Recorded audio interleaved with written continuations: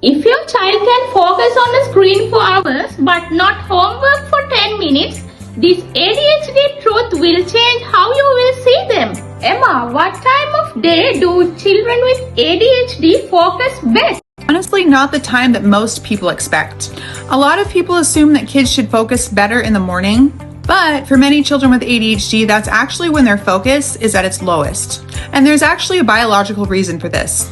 ADHD brains have differences in dopamine regulation.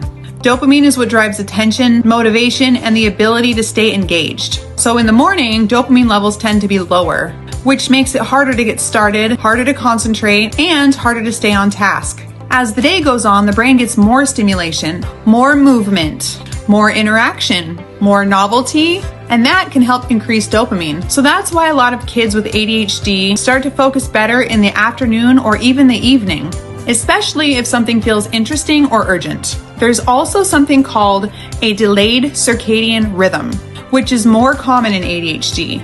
It basically means that their internal clock runs later, so their peak alertness doesn't always match early school schedules. But it's not the same for every child. Some kids do really well in the morning with the right structure, enough sleep, and support. So instead of asking, why can't they focus right now? A better question is, when does their brain naturally work best? Because when you work with their brain instead of against it, you'll get much better results. How does screen time affect children with ADHD? So it's not as simple as screen time is bad, but it does affect ADHD brains differently.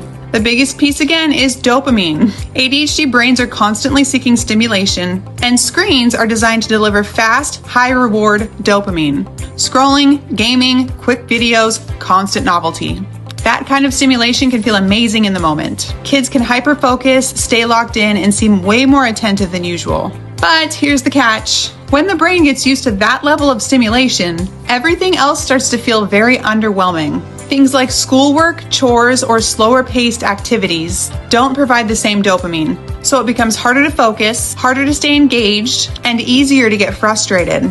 There's also the transition problem.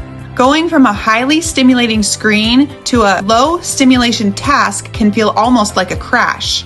That's why you'll often see irritability, resistance, or emotional outbursts when it's time to turn devices off. And for some kids, especially if screen time is close to bedtime, it can also affect sleep, which then make ADHD symptoms worse the next day.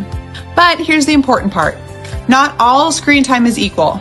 Interactive, educational, or creative content can be very different from fast-paced, high-reward scrolling or gaming. So it's less about eliminating screens completely and more about how, when, and what kind of screen time they're actually getting. Because when it's unbalanced, it can make ADHD symptoms harder to manage. But when it's used intentionally, it can actually work with their brains instead of against it.